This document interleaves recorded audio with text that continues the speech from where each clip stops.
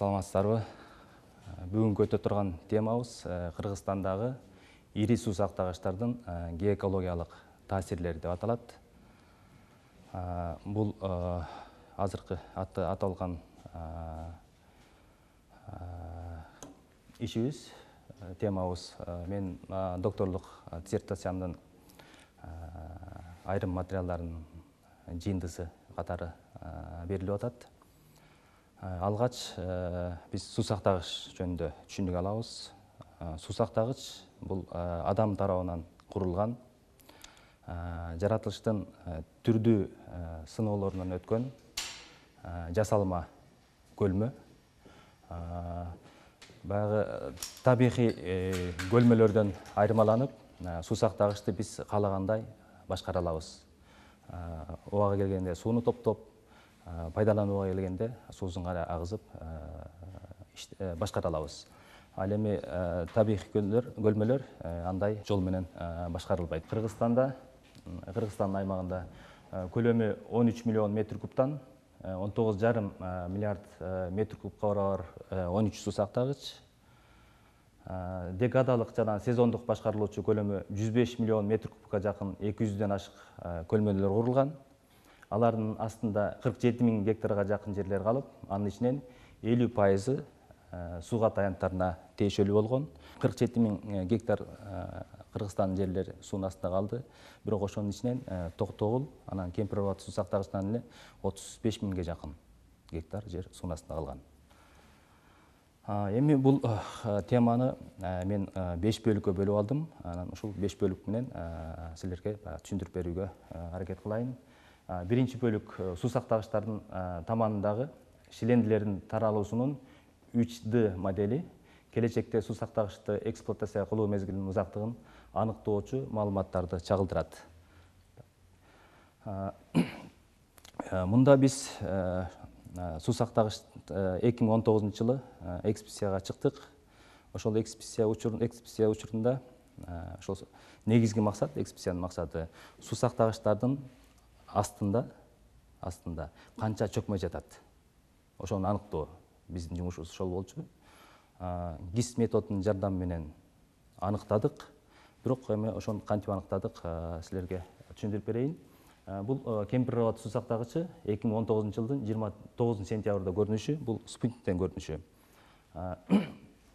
Жогоруда көрүнүп турат, Кемпир Обад суу сактагычына Жазы дарыясы жогорку бөлүгүндө, кийинки Кара дарыя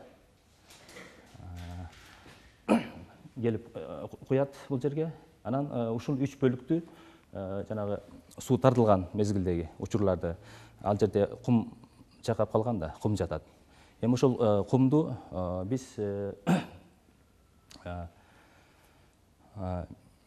ар бир дарыя бөлүгүнө бир 15-20дан точканы аныктап, GPS менен ошол точканын координатын тактап, белги коюп, анан дрон учурдук. Дрон менен үстүн тартып алдык. Бул жерде экинчи сүрөттө турат. Бул 61-жылдагы ошол Кемпир Обад суу сактагычынын ал учурда Кемпир Обад суу сактагычы жок болгон. 61-жылдары 75-жылы эксплуатацияга берилген Кемпир Обад суу сактагычы. Анан ошондо топокарта 61-жылы топокартасы түзүлгөн. Демек суу сактагыч жок мезгилдеги топокарта. Биз ошол топокартаны сканерлеп, электрондук форматка айлантык. Андан кийин жана тартылып алган материалдарыбызды тиги ортофото форматына айлантып, андан кийин ошол ГИС методунун жардамы менен бири-биринин үстүнө койсок, демек канча көлөмдө шилендилер жатат, ошону компьютер өзүнөн өзү аныктап берет. Киров суу сактагычында ушул эле методдун жардамы менен иштедик. Андан кийин Орто Токой суу сактагычындагы ушул эле методдун жардамы менен иштедик. Суу сактагычтын астында канча чөкмө жаткандыгын билип алдык. 2019-жылы экспедицияга чыктык деп айтпадымбы?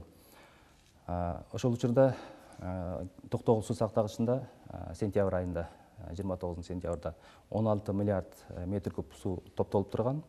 Ошол себептен токтогул суу сактагычынын астындагы шилендилерди тарта алган жокпуз. Себеби токтогул суу сактагычынын жалпы көлөмү 19,5 миллиард. Ошол учурда 16 миллиард метр куб суу бар болчу.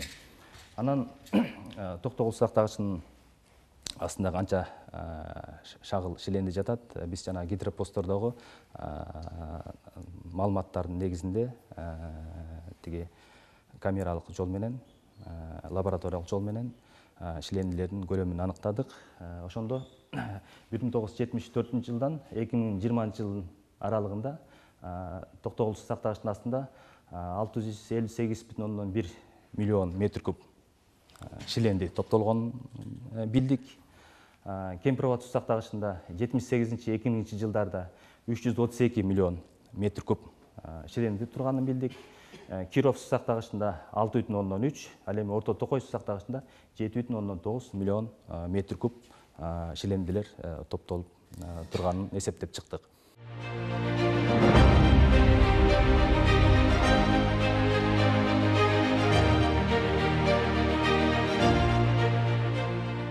Суу сактагычтын астында шилендилерди көлөмүн билип алгандан кийин суу сактагыч дагы канча жылга иштеп бере алат бизге? Маселе ушул жерде да.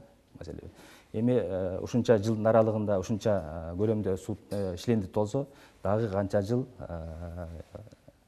жылда канча шиленди толот? Ошонун боюнча иш жүргүздүк. Мында ошо суу сактагычтын кызмат өтөөнүн мөөнөтү, анан суу сактагычтын өзгөрүүсүз көлөмүн чөкмөлөргө толушу менен байланыштуу. Токтогул суу сактагычынын кызмат өтөө мөөнөтү 393 жылга жете турган. Кемпир Абад суу сактагычы 19 жылга, Киров суу сактагычы 88 жыл, ал эми Орто Токой суу сактагычы 161 жылга жетет деп жыйынтык чыгардык. Бул илимде Кыргызстанда ошол биринчи жолу ушул иш жасалды. Буга чейин бул иш жасалган эмес Кыргызстанда. Бул биздики келечекте баягы суу сактагычтар канча жылга иштете алабыз? Маселе ушунда да. Анан бул жерде эң кыска бөлүк бул Кемпир Абад суу сактагычы. Себеби Кара Дарья деп аты эле айтып атат, Кара Дарья. Аябай баягы суу көп келген учурларда ылай, чопо, кум, шагыл аралаш алып келет. Мунуку өзгөрүүсүз көлөмү чакан болгондуктан Кемпир Абад суу сактагычыныкы 19 жылга гана жетет экен. Бизге белгилүү Кемпир Абад суу сактагычта 75 жылдан бери иштеп келатат. Бирок бул маселеден кутулуш үчүн ошол келип аткан агынды шилендилерди тиги плотина аркылуу агызып турушат. Ошол себептүү баягы суу сактагычтын кызмат өтөө мөөнөтүн же жашоосун узартууга болот. Так, эми бул биринчи бөлүгү болду. Экинчи бөлүгү суу сактагычтагы суунун көлөмү айлана чөйрөгө суук мезгилдерде жылытуучу, ысык мезгилдерде муздатуучу таасирин тийгизе тургандыгын көрсөттү.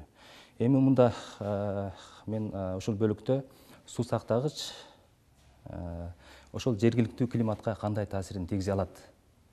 Ошол багытта иш жүргүздүм. Биз жана жогоруда сөз кылдык, Кыргызстандагы ири суу сактагычтар. Ири суу сактагычтар дегенде Токтогул, Кемпир Абад, Орто Токой, Киров суу сактагычы жөнүндө гана сөз болуп атат да.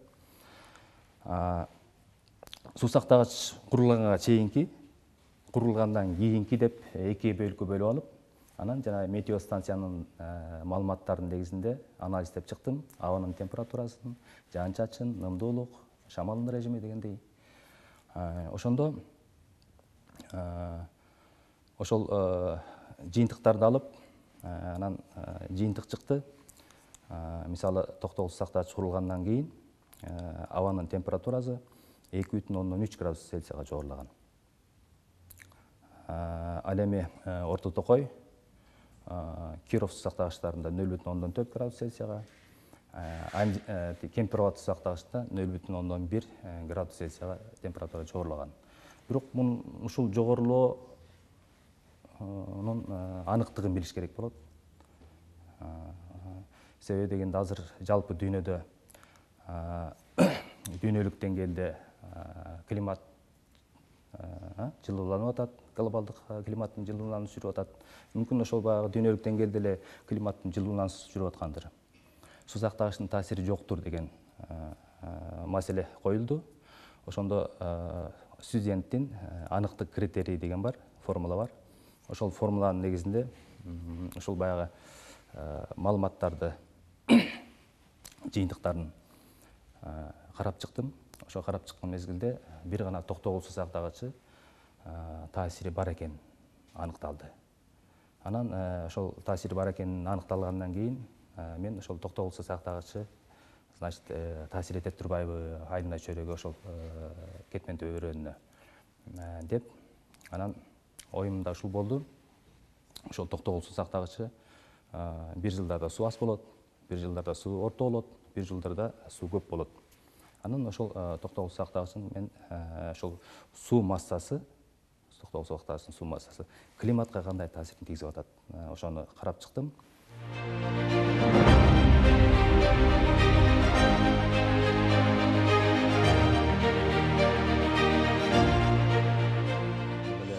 Ошо токтогул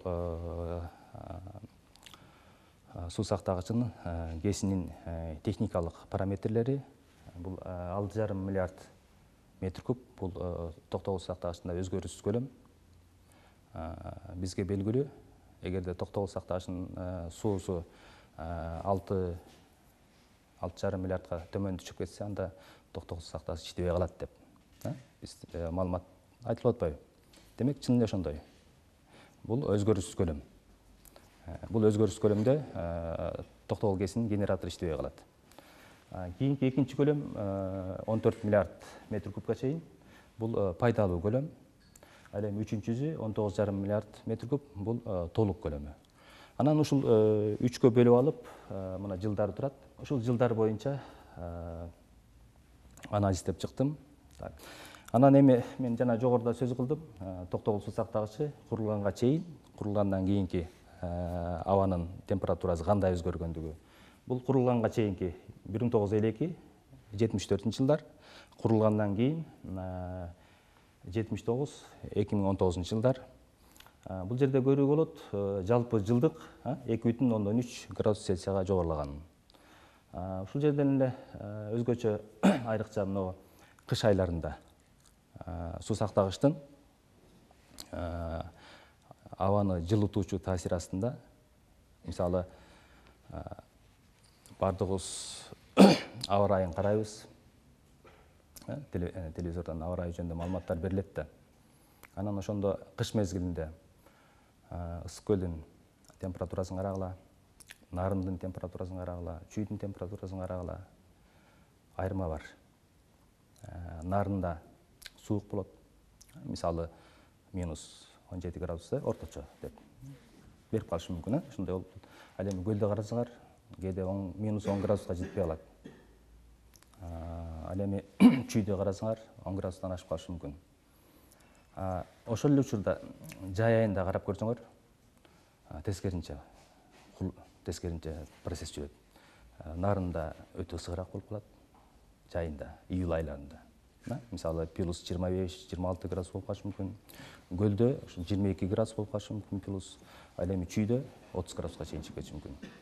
Демек, бул суунун касиети жайында күндүн нурун өзүнө топтойт, айылына чөйрөгө салкындатуучу таасирин тийгизет. Ал эми кышында тескеринче өзүнө баягы топтолгон күндүн нурун баягы аба ырайы сууктаган мезгилде кайра бөлүп чыгарат. Демек, ошол себептен көлдүн айланасы кышында жылуу, жайында салкын. Ушул эле процесс болчу. Мисалы токтогул кетмен төбөрөндө дагы кышкы айында карап көрсөңөр, минус 14,3 болгон суу сактагыч курулганга чейин, курулгандан кийин минус 5,1. Ал эми жазында, жай айларында тескеринче бир аз болсо дагы салкындатуучу таасири бар.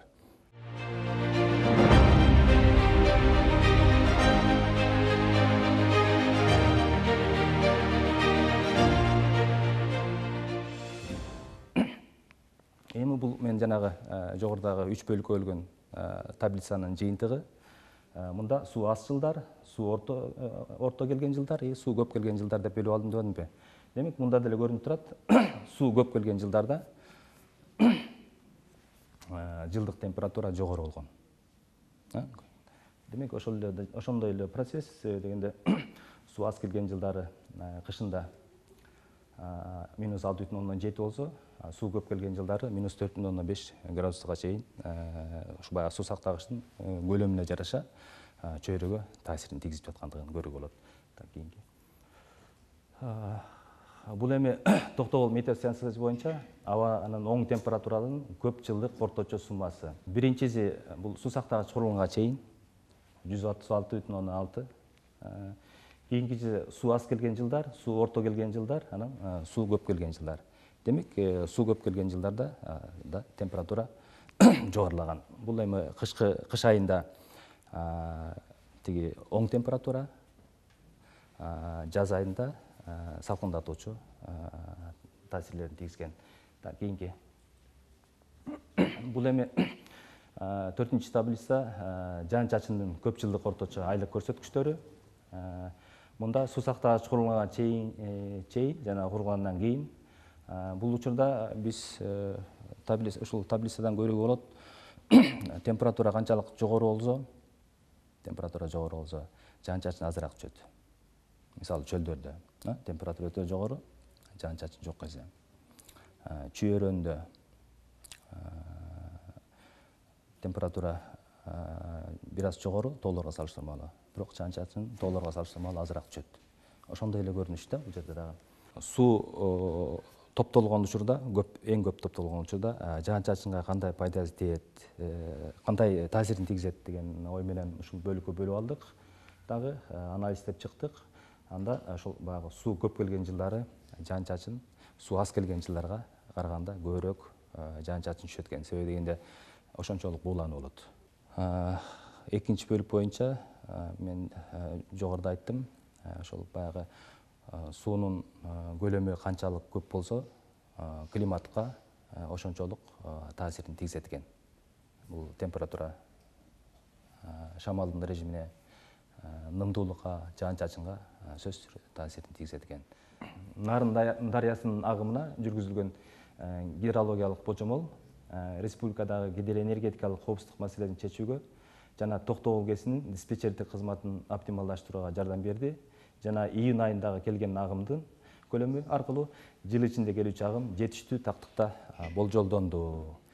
Токтогул КЭСине, Токтогул суу сактагычына куюучу эң негизги дарыя бул Нарын дарыясы.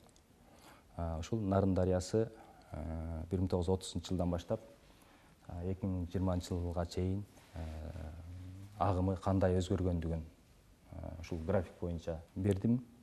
Бул ушул графикте көрүнүп турат. Демек, жылдан жылга Нарын дарыясынын агымы көбөйүп бараткандыгы көрүнүп турат. Өзгөчө могу кийинки 92-жылды карасаңар, 92-жылдан баштап Нарын дарыясынын агымы жогорулаган.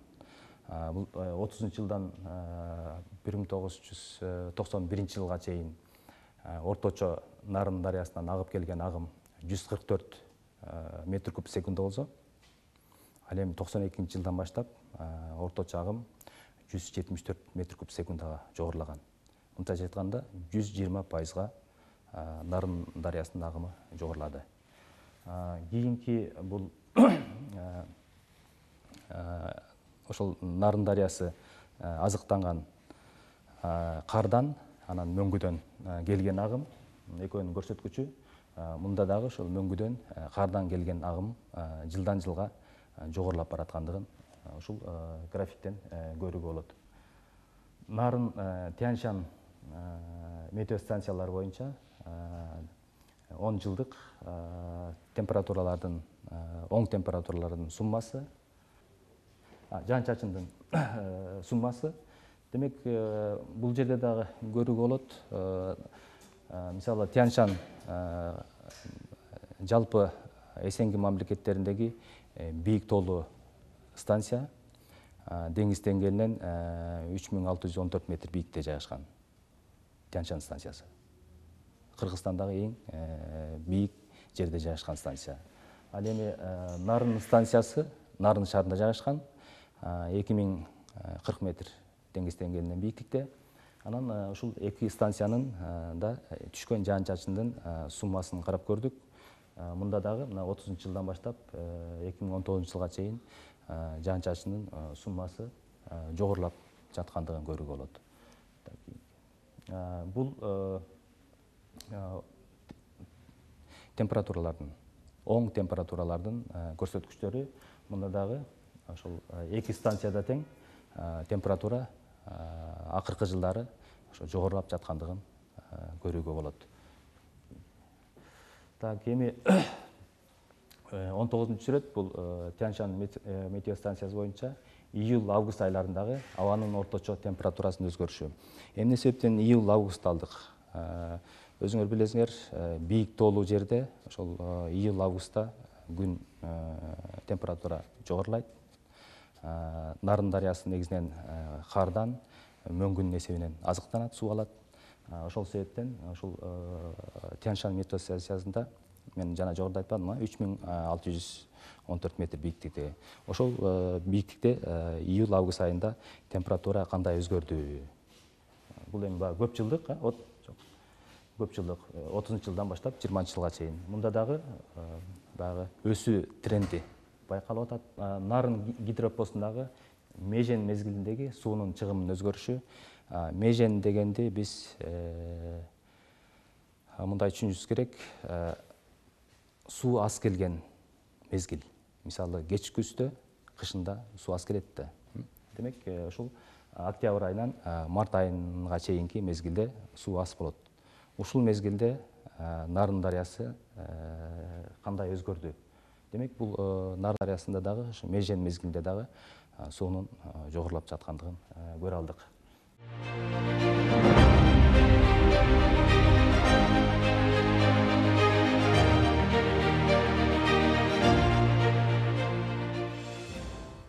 Эми бул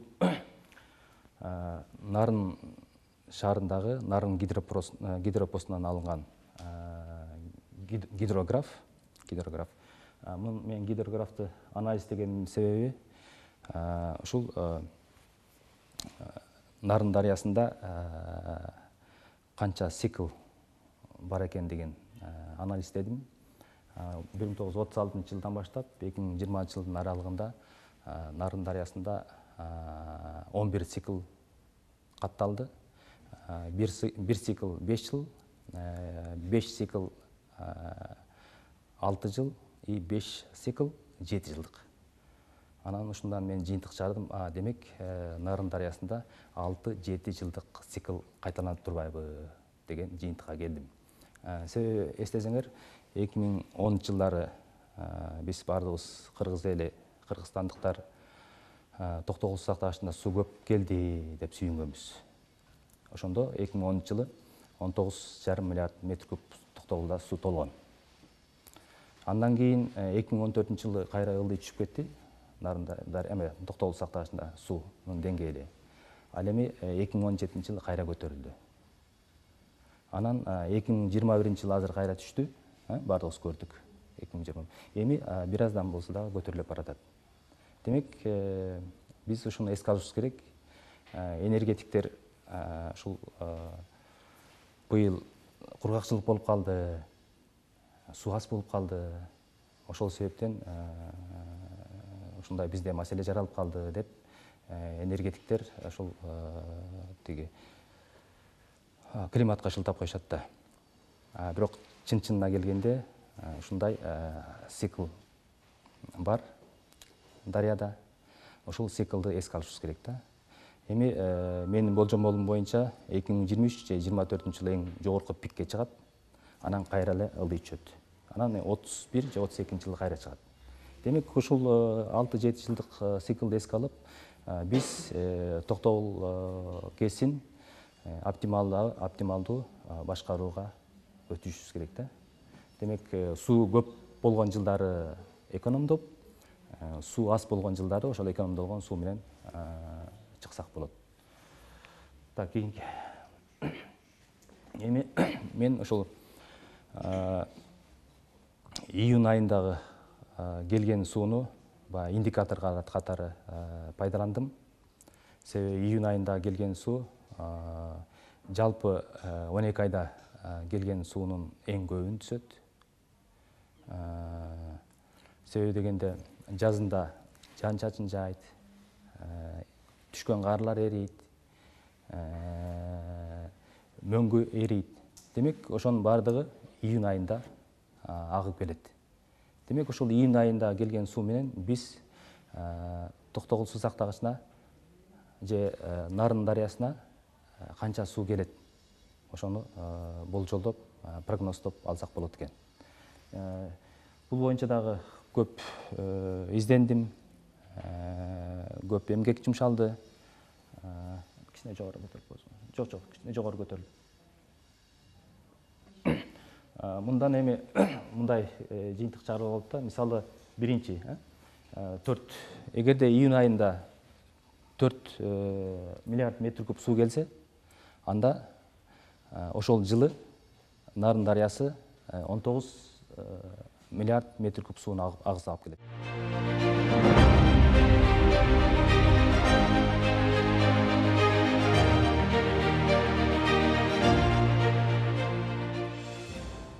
Эгерде июнь айында суу 900 миллион метр куб суу келсе июнь айында, демек 8 миллиарддын тегерегинде гана Нарын дарыясы суу агызып келет.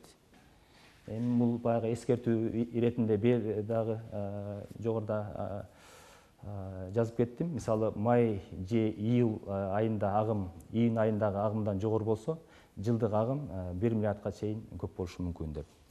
Себеби дегенде мындай түшүнсөк болот да. Кээ бир жылдары май айында температура өтө жогорулап кетет, анан болгон сууну алып келет. Ал эми июнь айында суу аз келип калышы мүмкүн да.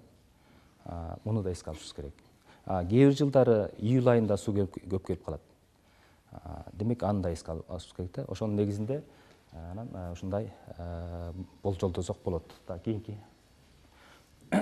Эми мында мен ошол 2020 жылга жана 2022 жылдын 1 апрелине карата божомол жүргүзгөм. Бир аз жогору көтөрүп койсоң. Божомол жүргүздүк. Мында 11,6 миллиард метр суу келет деп июнь айындагы божомол менен божомол жүргүздүк. Эгерде биз 12,6 миллиард метр куб сууну чыгымдасак бир жылда, анда тиги 2022 жылдын 1 апрелине 7,9 миллиард гана суу калат Токтогул суу сактагычында деп болжолдодук. Кийинки. Кичине көтөрүп койсоңор. Ал эми бул таблицада тескерисинче, эгерде биз жана чыгым 13,7 миллиардка чейин өссө, көбүрөөк сууну пайдалансак, анда суу сактагычта 6,3 миллиард гана суу калып калат деп болжолдодук. Ошол себептен биз экспорт сырттан электр энергия сатып алышыбыз керек болгон. Кыргыз өкмөтү ошол жылдары сырттан электр энергиясын сатып алып, жылдын аягында, апрель айында 8,7 миллиард метр куб суу калды. Кийинки. Эми жогорудагы 3 бөлүм бул дагы абдан актуалдуу Кыргызстан үчүн. Себеби кыргыз эли ушул Токтогул суу сактагычынын көлөмүн гана карап отурабыз да. Мына быйыл да ошондой суунун көлөмү 13,7 миллиард метр куб суу топтолду Токтогулда. Бирок ал дагы жетишсиз бизге. Ошол себептен айла жок биз кыргыз өкмөтү сырттан электр энергияны сатып алууга мажбур. Бүгүнкү күндө тиги өкмөт калкка ошол 5 киловаттан ашпаган электр энергия берип атат. Эгерде 5 киловаттан ашып кетсе, анда жанагы акылдуу эсептегич өчүрүп коет. Демек, андан ашпаш керек. Демек, биз дагы эле электр энергиянын жетишсиздигинен чектөөгө мажбур отурабыз. Так, кийинки 4-чү бөлүм, жок, 4-чү бөлүм суу ресурстарын коргоону уюштуруу үчүн аткарылган суу сактагычтардагы суулардын жана жээк бөлүктөрүндөгү топурактардын физикалык мүнөздөмөлөрүнө жана химиялык курамына атомдук абсорбциялык, эмульсиялык жана спектралдык методдордун лабораториялык аныктоолорунда айрым зыяндуу элементтердин балык чарбасы үчүн берилген нормативден ашып кетиши кошумча изилдөөлөрдү талап кылат деп турат. Эми биз ошол суу сактагычтын суусунан проба алдык ар кайсы жеринен. Себеби суу сактагычтын лабораториялык жол менен суусунун сапатын изилдөө үчүн. Анан ошол жээк бөлүктөрүндөгү топурактардан дагы пробалар алынды. Ошол пробалар лабораториялык жол менен атомдук абсорбциялык, спектралдык, анан эмульсиялык методдордун жардамы менен текшерилди. Атомдук абсорбциялык метод Екатеринбург шаарында жасалды. Себеби Кыргызстанда ошол бир пробаны чыгарыш үчүн 4700 сом турат экен. Анан бул жерде канча проба? Ошол себептен атомдук абсорбциялыкты ошол Екатеринбургда менин бир тааныш профессорлорум жасатып берди. Ал эми эмульсиялык метод бул Кыргызстанда жасалды. Анан эми суу сактагычтардын анализдери алынгандан кийин нормативдер бар. Россиянын нормативи бар. ВОЗ деп бүткүл дүйнөлүк саламаттык сактоо уюму, Евро биримдик, Евросоюз, ушулардын нормативдери бар. Анан ушулар нормативдеринин жанагы чыккан, биз лабораторияга берген жыйынтыктар менен салыштырып көрдүк. Ошондо стандарт бар. Стандарт бул санитардык гигиеналык, СГ деген, БЧ деген балык чарбасы. Тиги нормативдер. Анан коркунуч даражасы. Демек, коркунуч даражасы биринчиден башталат. Биринчи коркунуч даражасы абдан кооптуу деген сөз.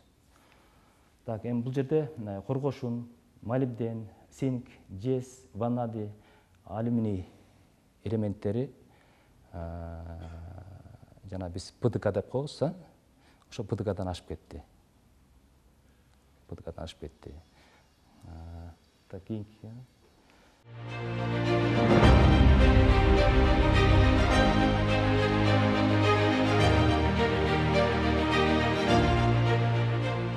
Эми ушул ПДКдан ашып кеткен химиялык элементтердин ошол суу сактагычта таралышы. Биз эми баягы проба алганбыз да. Демек, ошол пробалар боюнча суу сактагычта таралышын картасын иштеп чыктык. Демек, бул жерден кандай ушу элементтердин таралышы боюнча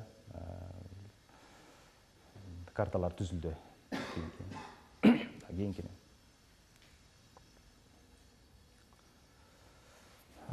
Эми бул дагы ошол суу сактагычтардын суусу сапаты биринчи жолу Кыргызстанда жасалды. Буга чейин жасалган эмес. Себеби суу сактагычтарда суу биз адам баласы ал жерден ичүүгө пайдаланбайт да. Ошол себептен ал жерде лабораториялык жол менен сапаты аныкталган эмес. Ошол себептен азыркы жогорудагы жумуш ошол биринчи жолу аныкталды. Так, кийинки акыркы бөлүм ошо Кыргызстанда суу сактагычтарды пайдалануудагы социалдык экономикалык пайдалар жана зыяндарды эсептөө усулдары келечекте суу сактагычтарды курууда методикалык негиз катары сунушталат. Кийинки. Эми социалдык экономикалык пайдалар кандай болгон Кыргызстанга? Кыргызстанга курулган суу сактагычтар бизге кандай экономикалык социалдык пайда алып келген? Ошону каралды. Токтогул КЭСинин курулушу менен Токтогул району 65-74 жылдардын ичинде кайра куруулардан өткөн. Курулган жаңы ыңгайлуу конуштарда 16 айыл пайда болгон. Айылдарда 4500гө жакын турак үйлөр, 10 000 балага эсептелген 14 типтүү мектеп, 1000 балага ылайык бала бакчалар, окуу залдары бар, китепканалар, 8 клуб, 6 мончо, 12 оорукана менен төрөт үйлөр курулган. Ошондой эле райондун борбору Токтогул поселогунда май заводу, автобаза, Кыргыз айыл чарба техникасынын райондук бирикмеси, райондук жол курулуш башкармачылыгы жана башка өндүрүштүк ишканалар курулган. Токтогул суу сактагыч курулгандан кийин райондо. Ал эми кандай зыян келди Токтогул районуна? Себеби эң чоң суу сактагыч Кыргызстанда бул Токтогул суу сактагычы. Зыяны ушул болду. Суунун астында, Токтогул суу сактагычынын астында 28.430 гектар жер суунун астында калды.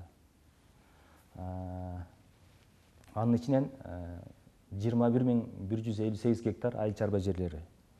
Айыл чарба жерлеринин ичинен почти 12.000 гектары, мындайча айтканда 50%-дан ашыгы, 52% сууга жер болгон. Азыр эми биз сууга жерге зар болуп отурабыз да. Суунун астында 18.260 кишиден турган 29 айыл көчүрүлгөн. Токтогул поселогу көчүрүлгөн, райцентр. И башка өндүрүштүк мекемелер көчүрүлгөн. Анан бул жерде баягы жалпы чыгым 15,4 миллион советтик сом чыгым болгон. Токтогул суунун астында калган элдерди көчүрүп чыгуу, үйлөрүн куруу, астын тазалоо, өндүрүштөрдү көчүрүү дегендей.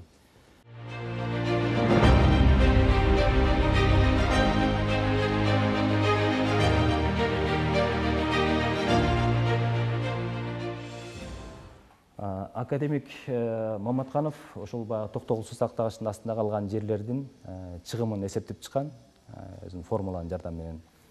Анын маалыматы боюнча жыл сайын суу баскан жердин чыгымы 6,5 миллион доллар жыл сайын чыгым. Ал эми ушул академик Дүйшөн Маматкановичтин методунун жардамы менен Кемпир-Абад, Киров суу сактагычынын астында калган жерлердин чыгымын мен өзүм эсептеп чыктым.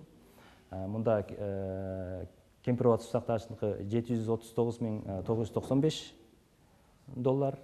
Ал эми Киров суу сактагычы курулушу менен Кара Буура району жыл сайын 707.295 доллар өлчөмүндө зыян кирешесинен ажырап жатат.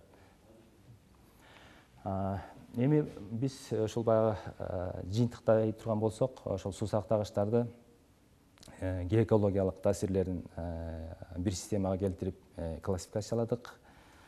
Мында биринчиси бул аймактуу суу каптоо. Аймактуу суу каптоо чарба объектилери, жалпы айыл чарбасына жарактуу жерлер суу каптоо, айдоо аянттары, чөп чабынды, жайыттар, археологиялык эстеликтер, саздар деп ар бир параметрлери боюнча классификация түздүк. Бүгүнкү өтүлгөн теманы жыйынтыктайлы. Биз ушул Кыргызстанда курулган эң ири 4 суу сактагычтын таасирлери жөнүндө сөз кылдык. Демек, суу сактагыч канчалык көлөмү чоң болсо, ошончолук таасири жогору болот. Ошончолук айылына чөйрөгө, калктын социалдык экономикалык абалына таасирин тийгизет. Бул азыркы изилдөө дагы изилдөө ишин бир 30 жылдан ашык ошол суу сактагычтар боюнча иштеп жүрөм өзүм. Башталышында курстук иш, дипломдук иш жазылган. Андан кийин кандидаттык диссертациям ушул темага арналган. Андан кийин акыркы жылдары ушул докторлук диссертациям дагы ушул суу сактагычтар багытына арналды. Анан эми буйруса илимдин чеги жок. Менден кийинки изилдөөлөр менин изилдөөлөрүмдү дагы толуктайт деп ойлойм. Бул изилдөөлөр келечекте Кыргызстанда жаңы курулуучу суу сактагычтарды курууда бир аналогия катарында пайдаланат деп эсептейм.